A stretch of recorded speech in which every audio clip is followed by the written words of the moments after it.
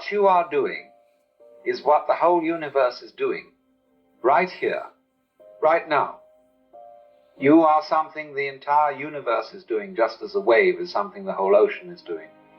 You are not separate from it. You are it. Now, that's not fatalism. Don't misunderstand me. I'm not saying you're some poor little puppet pushed around by fate, kicked here and there by life. That's what most people think when they hear this. They say, oh, so everything is determined? I'm just a machine running on someone else's program? No, that's not it at all.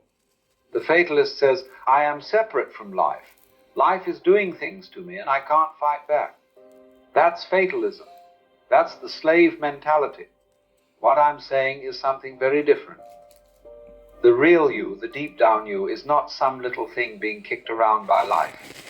The real you is life itself. You are the universe. You are the ocean that makes the wave. You are the whole process, growing, breathing, moving, unfolding. When you breathe, it's the universe breathing. When you move, it's the universe dancing. When you laugh, it's the universe laughing. And yet, most of us don't feel that way, do we? We've been tricked.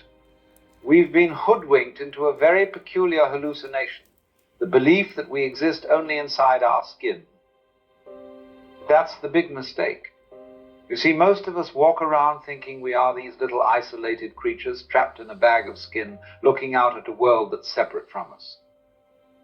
We think, here I am, and out there is the world, and I have to fight it, survive in it, conquer it. That's madness.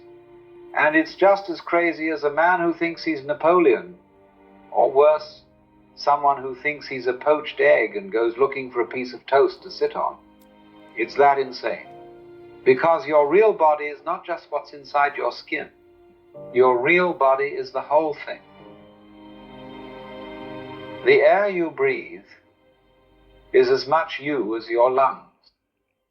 The sunlight on your skin is as much you as your blood. The earth beneath your feet is as much you as your bones. You are not in the world. You are the world. But here's the problem. When you don't feel that way, when you believe this hallucination of separation, you begin to mistreat the world. You treat it as an enemy. You try to beat it into submission. And what happens when you do that? Disaster. You see it everywhere.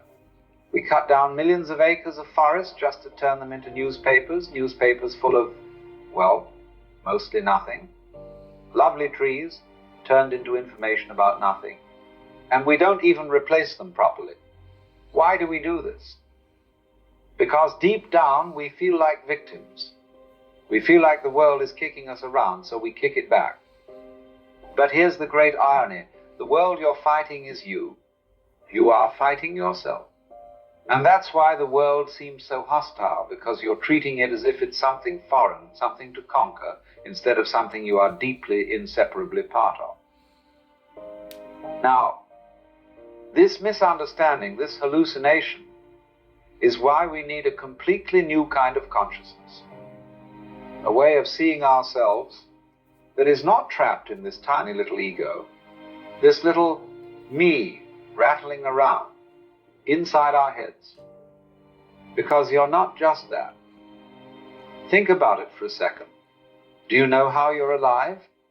You don't grow your hair consciously, do you? You don't sit there saying, all right, let's push another hair out, let's color it black, curl it a little. You don't shape your bones, pump your heart, or secrete all those chemicals your body needs to survive. You do it, but you don't know how you do it. And yet, you are doing it. Just as the sun is shining, just as the stars are moving in their great dance, you are breathing, digesting, growing, beating, being. Because underneath the little conscious I that worries about things, there's another self. A deeper self. The real you, and that deeper you is not separate from anything. The more you become aware of it, the more you realize you are not just this skin-bound creature. You are the galaxy spinning. You are the Milky Way turning. You are the vast universe unfolding right now as you. One day, you might wake up, look around and say, my God, this is me. All of it. This whole thing is me. And when you see that, something extraordinary happens. You realize you've never been separate. You've never been alone. And you've never really died, because how can the universe die? You've been John Jones, Mary Smith, Betty Brown, and you'll keep appearing forever and ever, playing different roles, wearing different masks. And when you really get that deeply, in your bones you stop fighting. You stop trying to force life to go your way. You understand something very simple, very profound. The universe isn't going anywhere. It's not on a mission. It's not racing to some grand finale. It's just dancing. And you, yes, you are that dance. So, let's take this a little further. If you want to understand how we treat the world, how we treat ourselves, you have to look at what we believe about nature.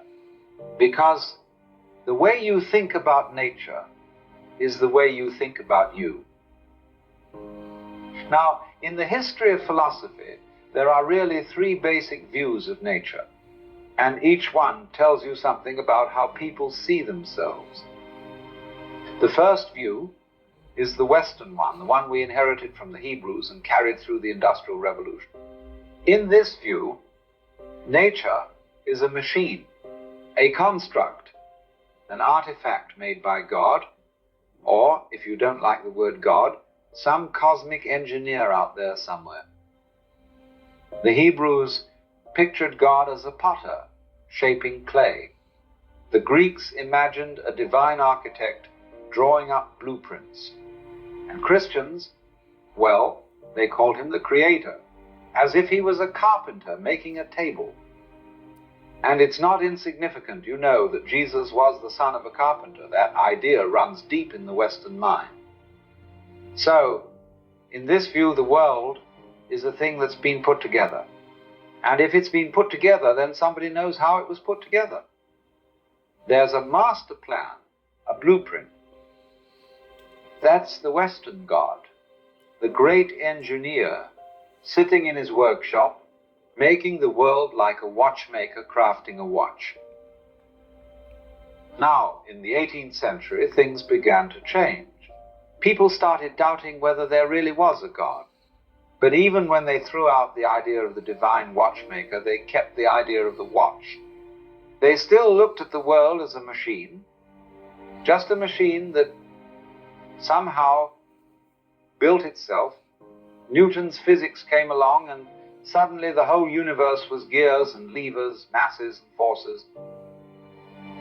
And to this day, most of us still think that way. You can hear it in the way we talk. My body is wearing out, I need a tune-up. The brain is just a computer. We treat ourselves as if we're machines. And what do you do with a machine? You control it. You manipulate it. You take it apart to see how it works. So that's what we've done to nature.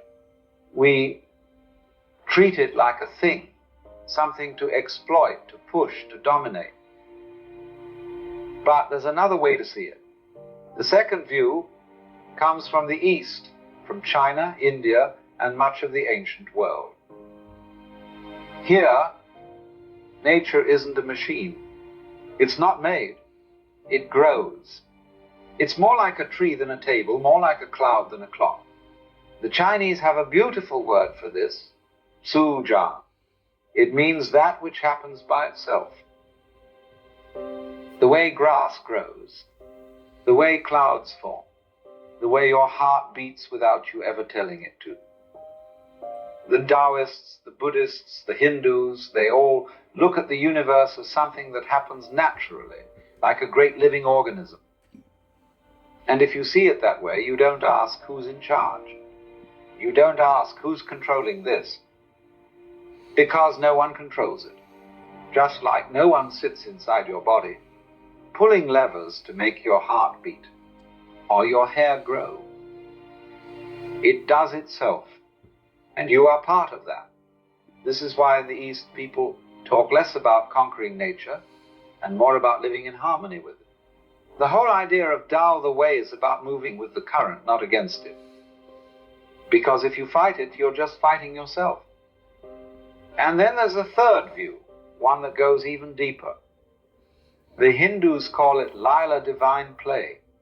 In this view, the world is not a machine.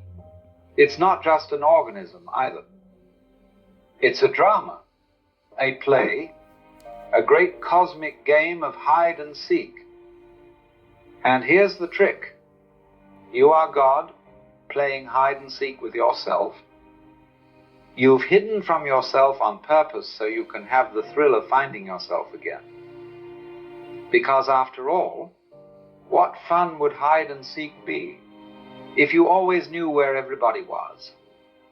So here you are, pretending to be you, this little person with your worries, your struggles, your joys, your heartbreaks.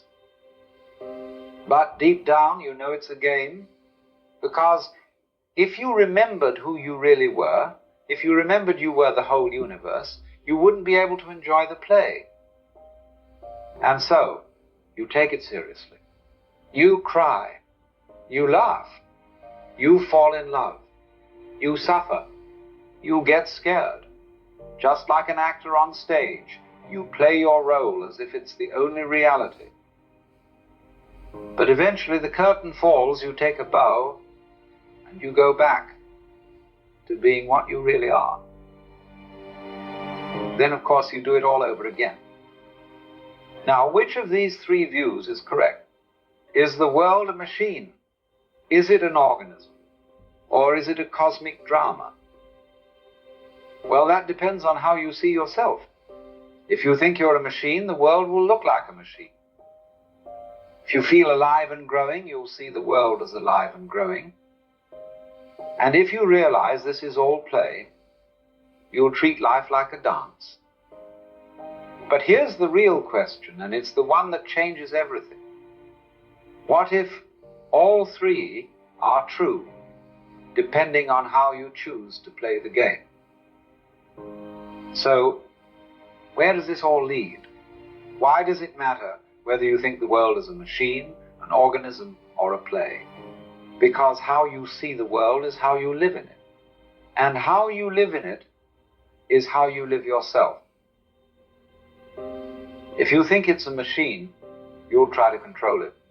If you think it's alive, you'll learn to move with it. And if you see it as a play, well, you'll laugh, you'll cry, and you'll bow at the end, knowing you were never really in danger. You see, we keep asking life the wrong question. We keep asking, what's the meaning of it all? Where is it going? What's the point? But that's like asking, what's the point of dancing? You don't dance to arrive at a particular spot on the floor. If that were the point, dancers would simply rush across the room and stop. No, the point of dancing is the dance. The point of music is the music. You don't listen to a symphony just to hear the last note. You listen to the whole thing, every rise and fall, every tension and release, every moment of beauty. And life is exactly the same. It's not a journey. It's not going anywhere. It's not racing toward some final destination where you can say, I made it, I've arrived. The whole idea of getting somewhere is a kind of illusion. You're already here. You were always here. Because the universe isn't traveling to some finish line. It's not marching. It's dancing. And you are part of that dance. Most people don't get this. They live as if life were a race. Always running, always rushing, trying to make it, trying to get ahead. Get ahead of what? Ahead of everyone else? Ahead of time? Ahead of yourself? And when they finally make it, they don't even know what they've been chasing. Have you noticed? People work like mad to retire, and then, when they retire, they don't know what to do with themselves. They've been so busy running to the music's end that they forgot how to dance. And so, they feel empty, but that's because they missed the secret. The secret is, you're not supposed to get anywhere. You're supposed to be here, to play, to dance, to enjoy the music while it lasts. And when you really see that, you relax. You stop forcing. You stop trying to control everything, because you realize it's all you anyway. Think about it.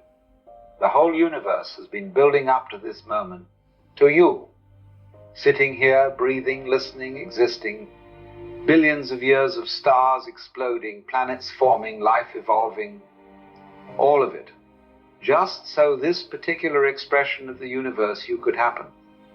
And here you are. You are the universe looking at itself. You are the galaxy thinking about itself. You are the whole thing, pretending to be just a person for the sheer joy of the game. And the game is hide and seek. You've hidden from yourself so you can play. You've forgotten that you are God, that you are the eternal thing, the great self, because if you remembered it all the time, there'd be no surprise, no thrill, no fun. So you take it seriously. You worry, you hope, you cry when things go wrong, you laugh when things go right. But deep down, you know, somewhere in the quiet of your heart, you know you can't ever lose. Because when the game is over, when this life ends, you'll wake up. You'll take off the mask. You'll laugh and say, I almost forgot it was just a play. And then, of course, you'll do it all over again. So stop trying to push the river. Stop fighting life as if it's something happening to you. It's not happening to you. It's happening as you. You are the wave. You are the ocean. You are the dance itself. And when you really feel that, not just think it, but feel it in your bones, everything changes. You stop worrying about where it's all going. You stop clinging to the past or grasping for the future. You start laughing more. You start loving more. You start moving with life instead of against it. Because then you understand the great secret. The universe isn't serious. It's not a duty. It's not a machine grinding towards some goal. It's a divine game. A beautiful, endless cosmic dance. And the only thing you need to do is dance with it.